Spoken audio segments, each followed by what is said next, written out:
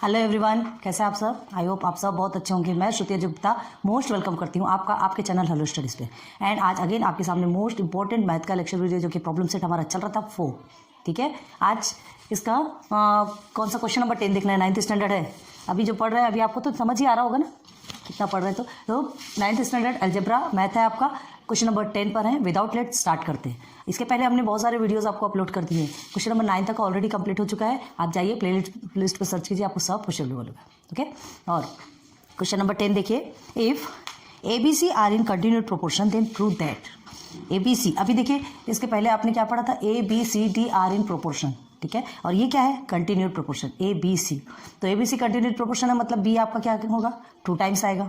ठीक है, तो ABC अगर कंटिन्यूड प्रोपोर्शन में तो हम कैसे लिखेंगे? A/B is equal to B/C, ऐसे ही लिखा जाता है। और ABCD आर इन प्रोपोर्शन होगा तो क्या लिखेंगे? A/B is equal to C/D। Clear है? तो कंटिन्यूड प्रोपोर्शन और प्रोपोर्शन डिफरेंस है, ध्यान रखना इस चीज को। तो अब देखो, इसमें आपको 2 क्वेश्चंस गिवन है। ठीक है, 2 एक्सप्रेशन है, तो ये आपको इसको सॉल्व करना है। ABC अगर कंटिन्यूड प्रोपोर्शन में है तो आपको प्रूव करना है कि ये दोनों भी इक्वल है कि नहीं। आपके टेक्स्ट बुक ओपन कीजिए। ठीक है, तो दिस इक्वल टू दिस आपको लिख के दिखाते हैं। पहले फर्स्ट को लेते हैं। If ABC are in continued proportion, clear है? Then prove that. तो फर्स्ट में क्या प्रूव करना है उसको हम लिखते हैं। पहले क्या है आपका? A/A + 2B is equal to A - 2B upon में है आपका A - 4C। This equal to this, ये आपको प्रूव करना है। अगर ABC कंटिन्यूड प्रोपोर्शन में है तो सबसे पहले ये जो भी यहाँ हम करेंगे वो दोनों में करना पड़ेगा। मतलब ये फर्स्ट क्वेश्चन में भी और सेकंड क्वेश्चन में भी, तो उसे हम अभी करके रखते हैं। आप सेकंड में भी सेम कीजिएगा, बताएंगे आपको। तो ABC are in continued proportion, तो सबसे पहले हमको इससे सॉल्व करना पड़ेगा। ठीक है, तो क्या करेंगे चलिए बताइए। A/B is equal to B/C। ठीक है, तो सॉल्यूशन लिखेंगे। ये समझ लीजिए आपका सॉल्यूशन ही स्टार्ट है। यहाँ पे सॉल्यूशन में पहले क्या लिखेंगे आप? If ABC are in continued proportion, तो therefore A/B is equal to B/C। क्यों? देखिए, कंटिन्यू का मतलब पता है ना, B क्या होगा? डिनोमिनेटर से फिर से न्यूमरेटर में जाएगा। B कंटिन्यू हो रहा है। ठीक है, तो ABC are in continued proportion, तो A/B is equal to B/C। ठीक है, तो अब क्या करना है? ये तो हमें मिल गया, ये फॉर्म तो मिल गया, तो हम इसे क्या करेंगे? ये जो एक्सप्रेशन है, जो भी इक्वेशन है, इसको हमको सॉल्व करना है। क्या प्रूव करना है? कि ये दोनों LHS is equal to RHS। ठीक है, तो ये आपको प्रूव करना है। आपने इसके पहले भी किया क्वेश्चन नंबर 9 में। ठीक है, तो क्या है? A/B is equal to B/C है। हम इसे क्या ले लेंगे? अगर इसे प्रूव करना है तो हम क्या लेते हैं? K के फॉर्म में यूज करते हैं। K सपोज लेते हैं, तो क्या लिखेंगे? Let A/B is equal to B/C is equal to K। ये हमने K सपोज ले लिया। अब K सपोज लिया तो क्या होगा? देयरफॉर देखिए, दोनों के भी बराबर होगा ना, and B/C is equal to K। Clear है? किया था इसके पहले प्रोपोर्शन में, सेम है, लेकिन देखो चेंजेस कहाँ पे आ रहे हैं। अब देखिए, आपको यहाँ पर ये B है जो डिनोमिनेटर से इधर चली जाएगी, इसके साथ में मल्टीप्लाई होगा तो BK बन गया। ठीक, एंड ये जो B है वो एज इट इज न्यूमरेटर है, डिनोमिनेटर आपका C यहाँ चला जाएगा। ठीक है, तो क्या बन जाएगा? CK। क्लियर है? तो ये दो आपको वैल्यू मिल गई, किसकी? A की और B की। अब एक चीज़ और ध्यान दो, ये कंटिन्यूड प्रोपोर्शन में यही एक अलग रहता है। ये जो B है, देखिए ये B आपका यहाँ पर भी है। A की वैल्यू आपकी BK दी गई है। ठीक है, A की वैल्यू क्या है? BK, और B की वैल्यू ऑलरेडी आपको क्या गिवन है? CK। तो इस B के प्लेस में हम CK लिख सकते हैं। Okay, then A is equal to CK, और ये K तो ऑलरेडी है। ठीक है, इसके कुछ एक्स्ट्रा टर्म्स बनेंगे। देखो, ये एक B की वैल्यू आपको CK मिल गई। अब आप इसे कुछ नहीं कर सकते क्योंकि और कहीं पर है क्या? नहीं है। तो ये B आपका यहाँ है, तो हमने वैल्यू लिया। Therefore again A is equal to CK² multiply करेंगे तो यही आएगा ना, CK²। तो A की रियल वैल्यू क्या मिली आपको? CK² एंड B की है CK। अब ये दोनों को आपको बहुत अच्छे से याद रखना है। अब यही वैल्यू आपके ऑल इक्वेशंस में पुट होगी और उसके बाद सॉल्व होगी। ठीक है। तो ये वैल्यू कैसे आई, ये आपको दोनों भी क्वेश्चन में, जो आपके क्वेश्चन नंबर 10 में फर्स्ट एंड सेकंड दो भी इक्वेशंस मिले हैं आपको, वो दोनों में सॉल्व करना है। क्लियर है। तो ये यहाँ तक के क्लियर हो गया। अब हमको क्या करना है, नाउ आगे बढ़िए, इसे एज इट इज़ पहले लिखेंगे। पहले LHS को लेंगे। LHS कौन सा, ये आपका LHS है, ये आपका RHS है। तो लिखेंगे LHS is equal to A/A+2B। यही है क्या, यही आपका LHS है। अब उसको क्या करेंगे, ये जो आपको वैल्यू मिली है, इस वैल्यू को इसमें सब्स्टिट्यूट करते जाएंगे। चलिए सब्स्टिट्यूट कीजिए। A की वैल्यू क्या मिली आपको, थोड़ा साइड से लेते हैं तो हमको उधर स्पेस मिलेगा। ठीक है, देखते चलो इसे पार्टीशन कर देते तो जगह अच्छी बनेगी। Now LHS is equal to में A/A+2B ये मिला है। तो इज इक्वल टू A की वैल्यू हमें क्या मिली है, CK², लिख लेंगे CK, ठीक है, स्क्वेयर ब्रैकेट में करेंगे। ब्रैकेट में करो, सिंपल करो, कोई मत ये नहीं है, एक ही बात है। चलो, क्योंकि K² आपका, हाँ ये तो ऐसे ब्रैकेट में करोगे चलेगा, लेकिन अगर ये ऐसे ब्रैकेट में करेंगे तो ये तो C के लिए भी स्क्वायर मिलेगा ना। हमें इसकी वैल्यू CK² मिली, सिर्फ CK²। तो इसको आप नहीं करेंगे तो भी चलेगा, और करना हो तो पूरा भी एक साथ ब्रैकेट में कीजिए। ठीक है, बहुत डिफरेंस होता है। देखिए CK² और CK² ब्रैकेट में देखिए कितना अंतर होता है। ठीक है, यहाँ पे ओनली K 2 टाइम्स है, यहाँ पर क्या हो जाएगा, ये दोनों भी 2 टाइम्स होगा। तो ये गलती आप कभी नहीं करेंगे आप। ठीक है, CK², अब A की वैल्यू अगेन आप लिखेंगे CK²+2। B की वैल्यू क्या है, CK। हो गया। अब ये कहाँ से आया, ये हमको लिखना है। तो कहाँ से आया ये आपका, फ्रॉम 1। हाँ, इसे हम 1 मान लेंगे, यहाँ लिख देते हैं 1। ये आपका जो वैल्यू आई है, ये आपका फर्स्ट वैल्यू है। अब ये देखिए फ्रॉम 1 से हमने लिया, मतलब यहाँ से ही सब्स्टिट्यूट किया ना ये वैल्यू को। हो गया। देन इसके बाद इसे सॉल्व करेंगे तो देखो CK² और CK²। अभी देखो ये CK, पहले डिनोमिनेटर में देखो CK, और यहाँ पर क्या है CK। दोनों तरफ आपके पास CK है, तो उसको क्या कर सकते हैं, कॉमन ले सकते हैं। चलिए कॉमन लेंगे, तो CK हमने कॉमन ले लिया। ठीक है, देन यहाँ पर एक K बचेगा, और यहाँ क्या बचेगा, प्लस के बाद 2 बचेगा। हमने कहा था अगर K के फॉर्म में यूज़ करते हैं तो आपका सब कुछ क्रॉस होकर के सिर्फ K की वैल्यू हुई आपकी बचेगी। ठीक है, तो देखिए CK² CK हो गया। अब देखो क्या करना है, ये CK है, यहाँ पे CK² है। ठीक है, ये CC तो कट गया, K का, इसका भी एक K कटेगा तो एक K बचेगा। तो क्या होगा, is equal to K/K+2। LHS is equal to क्या बना आपका, K/K+2। सिंपल वे में मिल गया हमको ये सेकेंड टर्म। LHS हमारा मिल गया, इसको हमने 2 लिखा, क्यों, क्योंकि 1 हमारा ये है। क्लियर है, बस LHS तो मिल गया। अब हमको RHS देखना है, तो क्या लिखेंगे, नाउ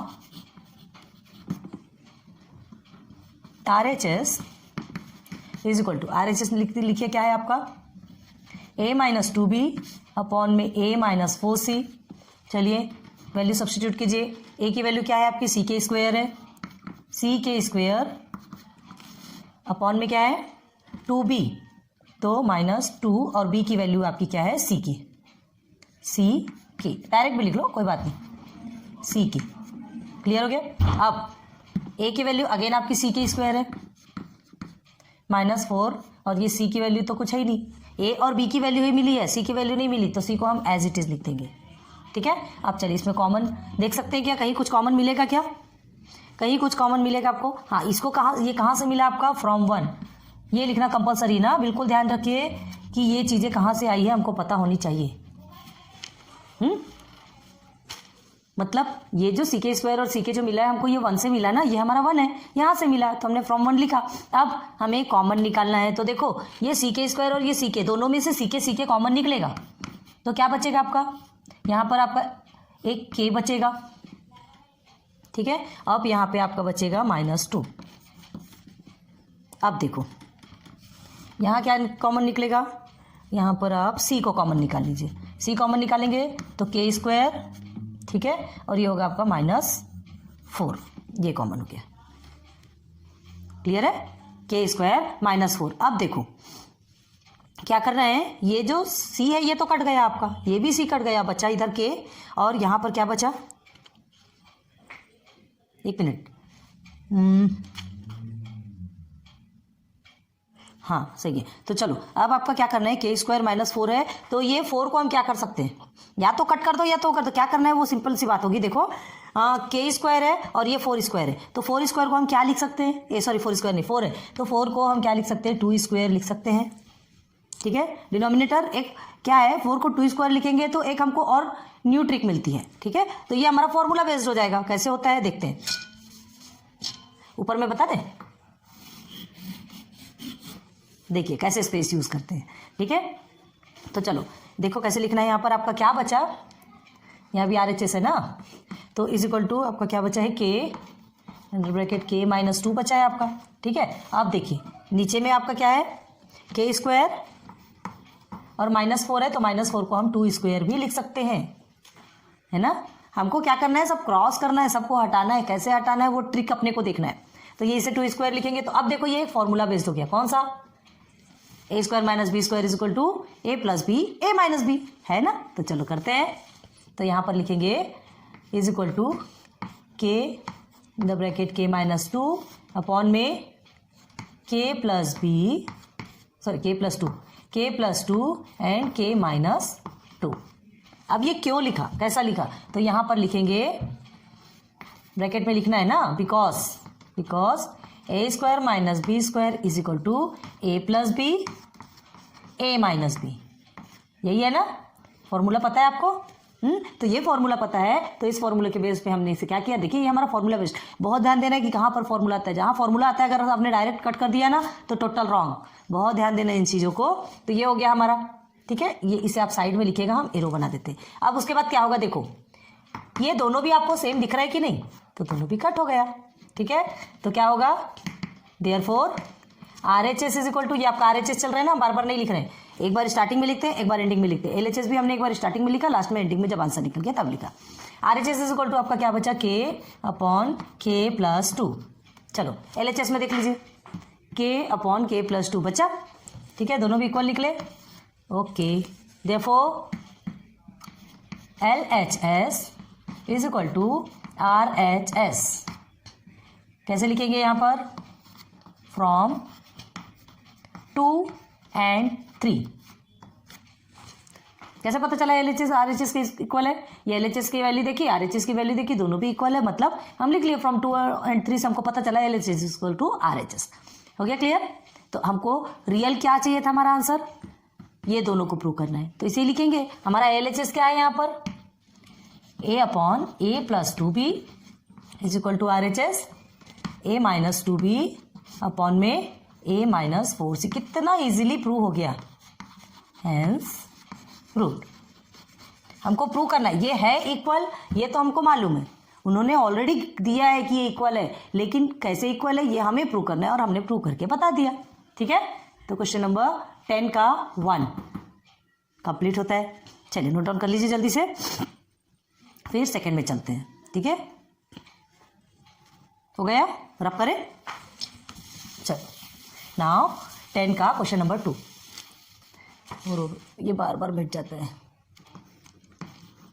ये हमें कंपलसरी लिखना है ना, देखो हमसे फिर से मिट रहा है, याद नहीं रहती, इस तरफ की चीज़ों को हमको मिटाना ही नहीं है जी। ठीक है, ये हमारा एज इट इज रहेगा।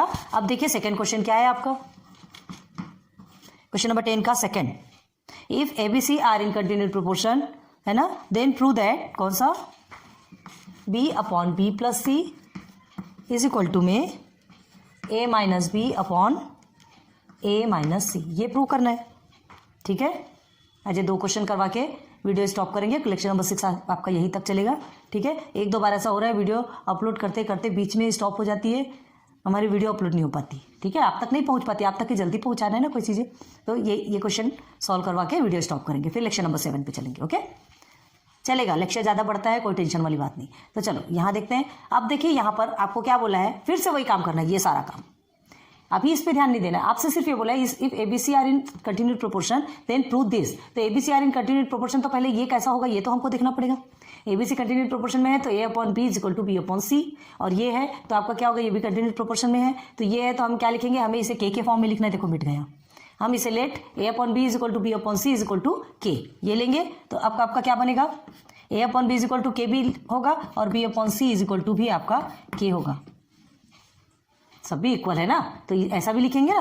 अब देखिए, अब ए जो है न्यूमरेटर में है, ये बी डिनोमिनेटर में जो न्यूमरेटर में जाकर के ए की वैल्यू बन जाएगा, यहाँ सी न्यूमरेटर में जाके बी की वैल्यू बन गया। अब यहाँ पर भी ऑलरेडी बी है, तो ये बी की वैल्यू जब दी है तो इसी वैल्यू को हम यहाँ पर सब्स्टिट्यूट करेंगे, तो हमें ए की वैल्यू से के स्क्वायर मिलेगी।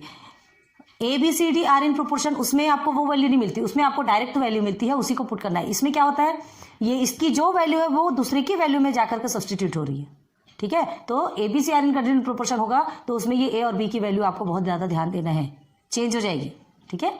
तो चलो अब ये हमें मिल गया, इसमें सब्स्टिट्यूट करेंगे डायरेक्ट, ठीक है। तो लिखते हैं नाउ सॉल्यूशन आपका स्टार्ट हो चुका है, यहीं से स्टार्ट होगा, ये हमने इतना पूरा कर दिया है। उसके बाद ये नीचे का प्रोसीजर है, ठीक है, उसके बाद ये नीचे का प्रोसीजर है। नाउ LHS, पहले आप left hand side is equal to ये लेंगे, बस हमको सॉल्व ही करना है, बाकी फिर तो कुछ नहीं करना है ना।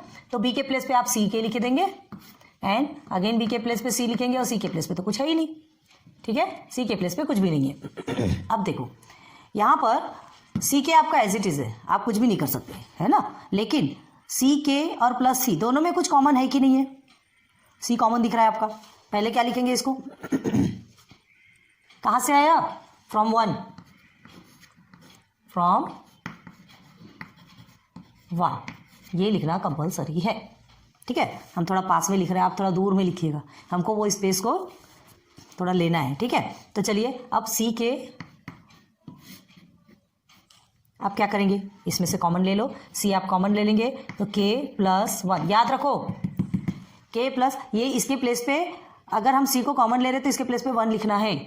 आप मल्टीप्लाई करके देखो ना, सी के और सी ऐसा ही आएगा ना, तो वन नहीं लिखेंगे, ऐसा नहीं, रॉन्ग हो जाएगा नहीं तो आपका। अब देखिए ये सी और ये सी कट गया, ठीक है। तो therefore LHS is equal to, कितना इजीली निकलता है, एकदम हार्ड दिखने वाले क्वेश्चन भी आपका सिंपल, के अपॉन के प्लस वन मिल गया, बस इसके आगे सॉल्व नहीं होगा, ये मिल गया आपको answer. Now RHS, now RHS is equal to क्या है, a minus B upon a minus C, यही आपका RHS।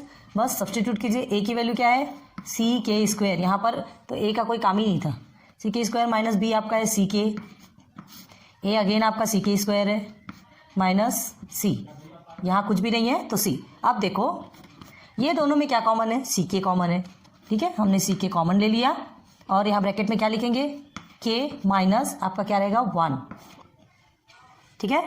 के माइनस वन आएगा ना, क्यों वन आएगा, क्योंकि इसके प्लेस पे जब कुछ नहीं है, सी के को हमने पूरा बाहर निकाल दिया तो वन तो लिखेंगे उसके प्लेस पे, जिसके प्लेस सामने कुछ नहीं है उसके सामने वन है। अब सी के स्क्वायर और सी, तो यहाँ पे सी कॉमन आ गया, अब क्या आ गया आपका, के माइनस अगेन आपका वन आया, के माइनस वन आया, स्क्वायर है ना, एक मिनट, ये स्क्वायर है ना, तो सी के कॉमन आएगा ना, हाँ ध्यान रखो, ये देखो सी के स्क्वायर में जैसे हमने ऊपर किया, सी के एक के को अंदर लिया, के माइनस वन, अब यहाँ पर भी सी के स्क्वायर है तो एक के भी बाहर निकल जाएगा, एक मिनट, सी के बाहर नहीं निकल सकता, क्यों नहीं निकलेगा, चलो देखते हैं, क्योंकि इसके सामने के नहीं है, इसके साथ में के नहीं है, सिर्फ सी है, तो सिर्फ सी बाहर निकलेगा, के स्क्वायर माइनस वन आपका ऐसे ही रह जाएगा। आ रही बात समझ में, ठीक है, सिर्फ सी बाहर निकला, क्यों, देखिए सी के स्क्वायर और यहाँ पे सी है, तो यहाँ सिर्फ सी है तो सी ही तो कॉमन निकलेगा ना, के स्क्वायर नहीं निकल सकता, हो गया। तो इज इक्वल टू, अब क्या लिखेंगे, देखिए क्या करेंगे, ये जो सी है और ये सी दोनों कट हो गया, क्या बचा आपका, सिर्फ के बचा। अब यहाँ पे के माइनस वन, अब नीचे क्या बचा आपका, के स्क्वायर माइनस वन बचा, के स्क्वायर माइनस वन। अब बहुत ध्यान दो, बहुत ध्यान दो, आपको अभी लगेगा, देखो LHS को देख करके लगेगा कि आप ये सॉल्व नहीं कर पाएंगे, है ना, लेकिन देखो कैसा, हमको तो प्रूव करना है, ये इक्वल है, ये तो आपका ऑलरेडी बताया, आपको प्रूव करना है, कैसे प्रूव करना है वो आपको समझ के करना पड़ेगा। तो देखो RHS में ये इज इक्वल टू क्या मिला अभी आपको, देखो जो मिला उसको यहाँ लिख रहे हैं, के एंड के माइनस वन मिला आपको, ठीक है, और के स्क्वायर माइनस वन मिला। अब देखो ये वन को हम क्या लिख सकते हैं, ब्रैकेट में लिखते हैं, one is equal to one square लिख सकते हैं, कितने भी बार उसको स्क्वायर करो, क्यूब करो, या 4 टाइम्स 5 टाइम्स, हजारों टाइम्स भी लिखोगे तो वन तो वन ही रहेगा, कितने बार भी मल्टीप्लाई करोगे वन वन ही रहेगा, तो हम कर सकते हैं इसको, ठीक है। तो क्या करेंगे, therefore के अपॉन के माइनस वन, ये सॉरी के इन द ब्रैकेट के माइनस वन अपॉन के स्क्वायर माइनस वन स्क्वायर बन गया। अब हम इसे क्या कर सकते हैं, किसी फॉर्म में बना ना, जस्ट इसके पहले हमने आपको एक क्वेश्चन बताया तो सॉल्व कर रहा था क्वेश्चन नंबर 1, तो उसमें बताया। अब ये किस में बन गया, a minus B square is equal to a plus b a minus b बन गया। चलो तो देयरफॉर क्या करेंगे, k in the bracket k minus 1 k plus 1 and k minus 1 हो गया। क्या लिख देंगे यहाँ ब्रैकेट में, आप यहाँ लिखिएगा, हम इधर लिखते हैं, ठीक है। Because a square minus B square is equal to a plus b a minus b, ठीक है। हाँ, हमने समझा दिया कि क्यों ऐसा आया। अब देखिए यहाँ पर ये तो समझ आ गया आपको। अब ये क्या होगा, ये देखिए माइनस और माइनस आपका कट गया, तो therefore RHS is equal to क्या बचा, अब RHS लिख रहे क्योंकि हमारा आंसर आ गया। देख लीजिए आप खुद से, k upon k plus 1 k upon k plus 1, ठीक है। सब कुछ कट गया, सब कुछ कट गया, तो ये आपका हो गया थर्ड। फर्स्ट हमारा ऑलरेडी जो है वो है, जो वैल्यूज निकली है, LHS सेकेंड है हमारा, और RHS आपका थर्ड है, ठीक है। तो क्या लिखेंगे, therefore LHS is equal to RHS, left hand side equal है राइट हैंड साइड के। और कैसे लिखेंगे यहाँ पर, फ्रॉम कहाँ से पता चला, 2 and 3, क्लियर है। तो क्या लिखेंगे फिर answer, therefore B upon B plus C is equal to A minus B upon A minus C, hence proved. हो गया प्रूव, कितना इजी है। तो क्वेश्चन नंबर 10 आपका कंप्लीट होता है। अब बचा आपका 11, 12 और 13। हाँ, एक चीज़ और ध्यान दो, ये 10 कंप्लीट हो गया है, पहले इसे नोट डाउन कर लीजिए, हो गया। हाँ, अब एक चीज़ का ध्यान रखना है आपको, 11, 12, 13 हम आपको आगे कराएंगे जो वो बहुत ज़्यादा ट्रिकी। आपने इसके पहले पूरा theorem of equal ratio solve किया है आपने, है ना, तो वहाँ जो सॉल्व किया ना, ये कुछ ज़्यादा ही और हायर लेवल का है ये क्वेश्चन, ठीक है। आपको बहुत टॉप लेवल का बहुत ज़्यादा मेहनत करनी पड़ेगी, बहुत ज़्यादा दिमाग लगाना पड़ेगा इसमें। अगर आपने पहले की लेक्चर वीडियो नहीं देखी तो उससे जाके देखिए, कम से कम उससे आपको थोड़ा सा माइंडसेट आपका काम करेगा, और उसके बाद फिर आप उसमें अपना दिमाग लगा सकते। बहुत से बच्चे ऐसे होते हैं जो इन्हें पूरा रट लेते हैं और रट के फिर वैसे का वैसे लिख के आ जाते हैं, बहुत गलत होता है ये जो 3 क्वेश्चन है ना आपके 11, 12, 13 वाला जो क्वेश्चन, इस क्वेश्चन को आपको बहुत सावधानी से सॉल्व करना है। कराएंगे आपको, समझाएंगे आपको, बहुत फर्स्ट टाइम आपको समझ नहीं आएगा, हमें बात पता है, बहुत हार्ड है हार्ड, ठीक है। फर्स्ट टाइम आपको बिल्कुल भी समझ नहीं आएगा, आपके दिमाग में भरेगा ही नहीं, आया कहाँ से, ये कहाँ गया, वो कहाँ गया, कहाँ उड़ गया, सब हो सकता है, उड़ भी सकता है, जा भी सकता है, लेकिन जब हम फिर से आपके दिमाग में उसे भरेंगे, फिर से वो भर जाएगा। लेकिन उसके लिए आपको बहुत बहुत बहुत बहुत बहुत प्रैक्टिस की ज़रूरत होगी, ठीक है। सो अभी से थोड़ा सा प्रैक्टिस कीजिए पहले की, और नहीं तो इसकी प्रैक्टिस को तो छोड़ दीजिए, पहले की जो हमारी वीडियोस है ना, उसे प्लीज़ 4.4 एंड 4.5 की वीडियोस आप बहुत अच्छे से देखिए, उसे समझने की कोशिश करिए, ठीक है। उसके बाद फिर आप इसमें आइए, तब कहीं आप उसे समझ पाएंगे, और फिर अदरवाइज हम सॉरी बोल देंगे, क्योंकि फिर उसके बाद फिर और कोई ट्रिक नहीं रहेगा समझाने का, ठीक है। इसलिए पहले ही हिंट दे रहे हैं, कर लीजिएगा, ठीक है। ओके, तो thanks for watching my videos. और ये वीडियो पसंद आई हो तो लाइक, सब्सक्राइब, शेयर कीजिए, बेल आइकॉन को प्रेस कीजिए ताकि आगे आपको नोटिफिकेशंस मिल सके। Okay, good luck, good bye.